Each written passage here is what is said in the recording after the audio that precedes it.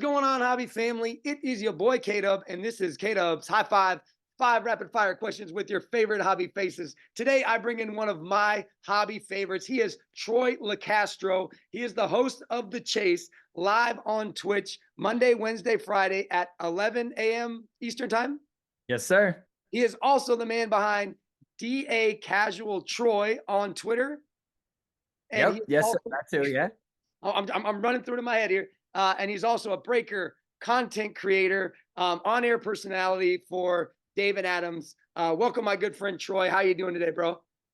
I'm doing well. The snow has been a little tough on us up here recently, but we're making it through. I made sure I was home in time for this, even though it was a little bit of a nasty drive. But I appreciate you having me, and yeah, it's definitely good to get out of the snow and get in here and just talk to you and chop it up. For sure. Well, you got quite the resume, man. That's one of my longest intros, man, as far as checklist of things that you are part of. So you are a hobby guy, my friend. You are a well-rounded hobby guy. So look forward to hearing your story, your journey, how it works. 5 questions, all hobby related. Gonna throw them at you one right after another. Ready to take on the high five? Of course, I All was right, born man. ready. Listen, all right, we gotta wait till the end of high five, man. Okay. Here we All go. right. Question one. I kind of walked through the resume a little bit, but just for people who don't know Troy LeCastro, kind of give us a feel for kind of who you are in the hobby, who you are on social media, who you are with David Adams. A person who was like a lot of people who was kind of into the hobby when they were younger, got out of it, worked for David Adams for a while, got back out of it, and now I'm back in. And I like to think that I have tried to fully immerse myself in this thing. And I have been deeper into collecting now more so than I ever have. I absolutely love it. And it's one of those things where I'm the type of person who I'm not going to be the one to tell you who to invest in and, things like that. I'm hoping to just provide some hobby, content in terms of fun, Mhm. some laughs, and maybe just entertainment to kind of let you get away and escape from the other things you might have to do in life, like work or anything else like that. So that's what I hope I'm providing for people at home, is really just some entertainment and kind of showing you how I call myself casual because I was a casual collector. So I'm getting back into it. I'm starting to really, get deep into collecting. I've got some stuff sitting with me right here, of Good course. collector. So I just want to be somebody that people can relate to, that I'm just trying to collect. Yeah. Well, walk me a little bit through the Chase. Chase, Monday, Wednesday, Friday, live on Twitch, replays on YouTube. I'll drop all the information in the description of the video for the Chase. But walk me through kind of like your vision for the Chase. I've been on the Chase, had a blast, love watching it. But what's kind of like your vision behind the Chase? Yeah, well, it was one of those things where I worked in local news here in Buffalo, Mm, and that wasn't it was fine, but I was ready for something different, mm. and I always wanted to be in front of the camera. But working in local TV news in Buffalo, I was like, you know what? Maybe I don't want to. But I got a call from an old friend at David Adams, who I had worked with in my previous stint. And he said, hey, listen, we are looking to expand our content, and we want to do like a morning show, talk show for the hobby. And I think you would be really good for this. And it was just a very like all the stars aligned moment where I was like, yes. I couldn't say yes fast enough because I'm like, get me out of here. I got to go do something new. Like, Definitely. so, at the beginning, it's definitely morphed over time. I mean, we are well over 200 episodes of this show Mm. now. Being 3 times a week, it starts to add up. And Yeah. I think at the beginning, it definitely was more, we were trying to build like a hard-nosed, here's the news, here's what's going on around the hobby, here's an interview from someone in and around the hobby. Yeah. Let's try to get some of their viewpoints, or like get them to announce things or break news with us. Mm. But it's definitely morphed now more into, like I said before, just trying to provide entertainment, I think. And Absolutely. just like kind of a kickback. Yeah. Just 3 hours a week, Monday, Wednesday, Friday, like you've already said. Mhm. and just kind of kicking it with the Twitch chat. You know, we always have a guest on still, like yourself, Yeah. and we like to just bring people on and give them a platform to either, you know, talk about who they are in the hobby Mhm. and what they like to do in the hobby. And then honestly, we still do the hobby news, Yeah. but I feel like we do it in a more relaxing way. You know, we talk about it, we give our opinions, we obviously interact with the chat and ask them what they think too. So it's definitely morphed over time. And I think now in 2024, I think it's going to even take on another new life with, you know, different segments that we want to do. You know, a lot of Yeah. trial and error. We love trying to do things, and if Mm. it works, great, and if it doesn't, we move on and we go with what works. For sure. And I think the thing that I appreciate is just the variety of personalities that you guys bring on. Me, I'm just an average Joe collector from Twitter. But then you also bring in, guys from Panini, guys from Tops. You bring in big name breakers. You bring in, various personalities in the hobby Yeah. that have, different personalities, different stances, different things they bring. And so I think that just brings in the viewership because if it hadn't been for myself being on there, I got people who talked to me about watching the chase that had never heard of it. And now, like I remember when my buddy Tyler Tarver, he had Tyler Tarver on, and Yeah.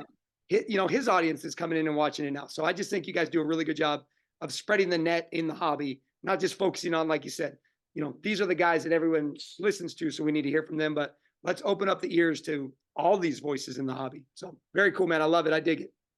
Thanks, man. I really appreciate that. Yeah, Yeah, it's all part of the mission, and yeah. I just want to hang out with the collectors who are just like you and I. Absolutely, man. Well, let's get into your collecting a little bit, man, and let's speak to some of your influences. Like, if you look back on your sports card journey, like, who would you credit as those influences for you, who influenced you in sports cards, or maybe as you got more into like the hobby content stuff, as far as your influences go? Yeah, that's a great question. I mean, I think the first one is, I don't know if everybody has this answer, but I feel like a lot of people do. It was my dad. I mean, my first recollection of sports cards and like knowing what the hell a sports card was is the poor guy has a lot of 89, 90, 91 score, Yep. Donruss, Go. upper. He's got it all sitting in the basement. So the poor guy's just waiting for that thing to become a fortune so he can retire.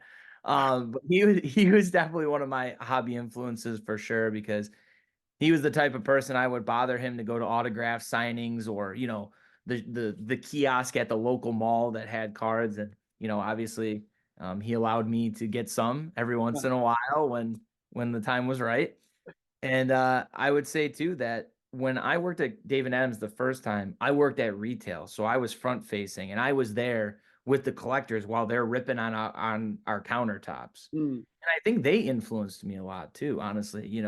Working retail, it helped me learn the product, know what we were looking for, and I was able to provide that service to yeah, people where they're like, "Hey, what's my best bang for my buck?" Or, what do you think about this? And I was able to just have that connection with them, which was awesome. yeah.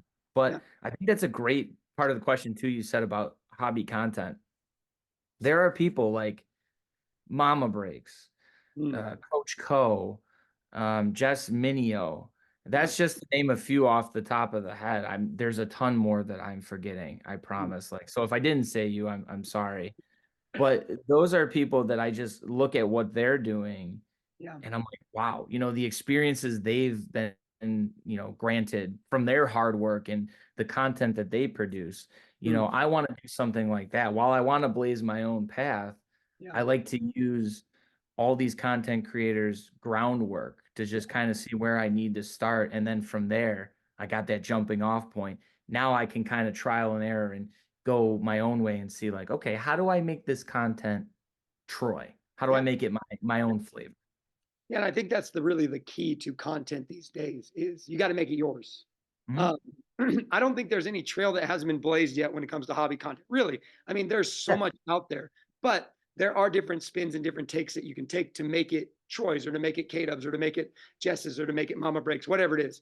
And so I think there's a lot of different avenues you can take off of the road that has been blazed for you. So very cool, very cool. All For right, man. sure. Let's get into the cards, man. You said like you kind of started as a collector, took a break, and now like collecting is collecting for you. What's the Grail card for you, man? You got one card you can have in your collection forever and ever. What card do you want and why? For me, it's 1,000% like a nice 90s Ken Griffey Jr. auto, because I don't have that specific like set or insert Mm, auto that I would want. But if I could have a nice on card auto of his in his Seattle Mariners jersey from the first run, yeah. and give me that all day, because I was an outfielder growing up. I Mm, wasn't very good, but I was an outfielder growing up. And Griffey, although I was born in 93, I got to see Griffey more in his, Cincinnati days, and then the later Seattle. Yeah. later Seattle. Um, just so exciting to watch. And just such a likable guy. And I just think, that swing. I don't know. He's just amazing to me. He's one of the guys I'd love to meet one day. For But sure. Grail card for sure. If I could have a nice Griffey on card, whether it be upper deck, because I know upper deck the autos were big back then for baseball. Yes. I'm hunting right now for 1999 SP Signature Edition baseball from Upper Deck, and Okay. I know Griffey has an on card from that. Yeah. So And if I can come across that one.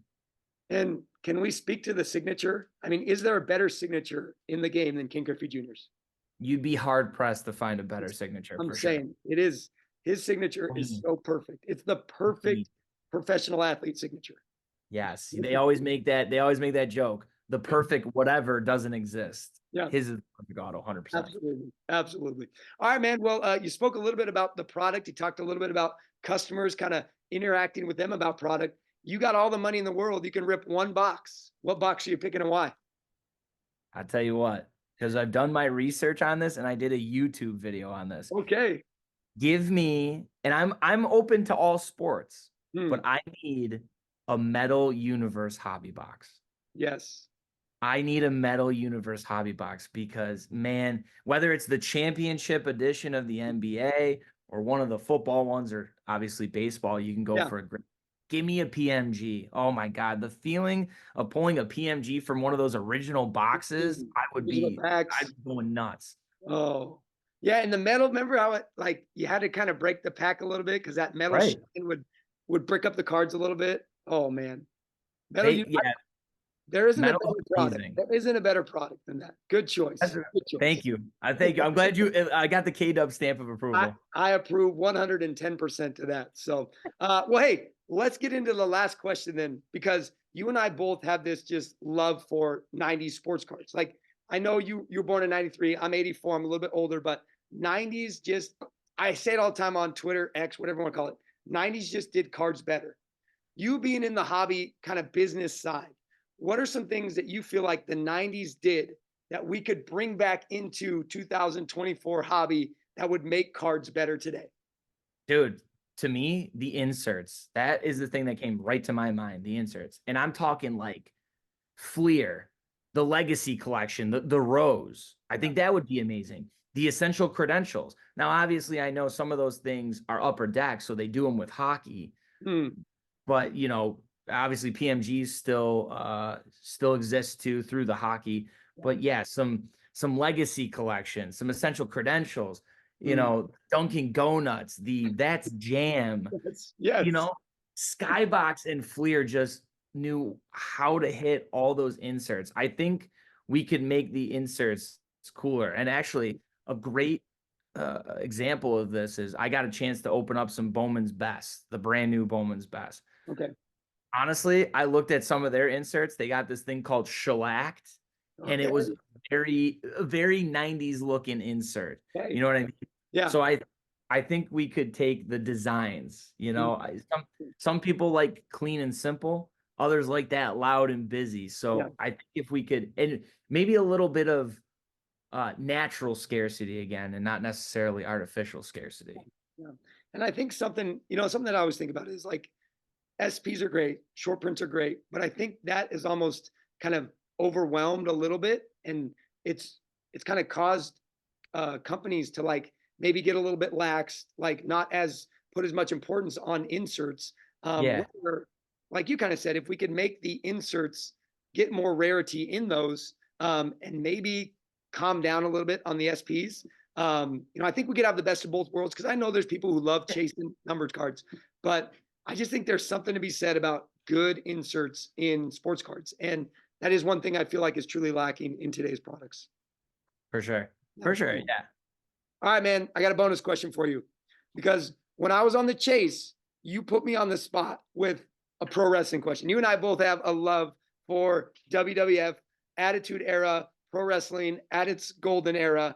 And you hit me with a question that I had on the spot. So here's my question for you when it comes to WWF. Your Mount Rushmore for WWF, WWE superstars. Who are the top 4 greatest in your opinion when it comes to WWE stardom? Wow. All right. Definitely Stone Cold Steve Austin. Yeah. I mean, from the mic work to the story he would tell in the ring, the guy was just unbelievable. Changed wrestling. Changed wrestling for sure. This one might shock some people. Rob Van Dam. I loved Rob Van Dam. Okay. Oh my God. Yeah, because I felt like he could still wrestle, but obviously he was hitting those high spots in that, and you know, coming from ECW and coming over to WWF, WWE. I was always a Triple H guy. Yeah. All right. I was always a Triple H guy, and I think it's translated well into now him being the head booker. And I think if you are a wrestling fan, you'll see that the storytelling is getting a lot better than it was. But you know, Triple H as Hunter Hearst Helmsley, he was, you know, the snob, and then of course the DX stuff was just a blast. And you know, there's plenty of matches I'll watch with him. And I think, actually, speaking of Triple H, someone who doesn't get their flowers because of the era is Owen Hart. Yes. Owen Hart, man. When, you know, from that new generation era to like until he unfortunately passed. Yeah. You know, he was just always a solid worker. And those other two, not Rob Van Dam, but the other 2 guys I mentioned, Stone Cold and Triple H, you go back in the catalog, and Owen Hart has some fantastic matches with both. So yeah, and I mean, that's my top. A lot of Owen Hart, maybe, you know, not the greatest, you know, character personality on the microphone. Sure. But as far as technical wrestler goes and just in-ring performance, that guy was amazing. And I mean, he was a decent character as well in WWE, WWF. So, all right, man, there it is. The top 4 of the Mount Rushmore for you, my friend. That's it. All right, Wade, we cleared the list. Now we can high five. Throw up the high five. Right. Boom, there we go. Yeah, you can follow Troy on Twitter. DA Casual Troy. DA _ Casual Troy. Also, make sure to check him out on Twitch with The Chase. Just an awesome show. Mondays, Wednesdays, Fridays at 11 Eastern, right? Yes, sir. 11 Eastern. Yep, 11 Eastern. And then follow DA Card World. You know, that's his home base. So make sure to check out anything that they're putting out. Please make sure you subscribe to the channel. Also, if you're bored, you can follow me on Twitter or X at Mr. K-Dub. Shout out to the High Five endorsers this season: Midwest Box Breaks, LJ's Card Shop. You can check out the info of those guys in the description of this video. Troy, you and I are brothers, man. I'm telling you. I knew it from the minute we connected on X or Twitter, whatever we connected on first. It's Twitter. It'll always be Twitter to me. There was just something, man. And hearing your story and hearing your affinity for the 90s, it's just, it reaffirmed my faith in this brotherhood. So thanks so much for coming on, man. Appreciate that, brother. It was a pleasure. I hope I get to do it again sometime. Absolutely. All right. Y'all take care. We'll see you guys next week on the next High Five.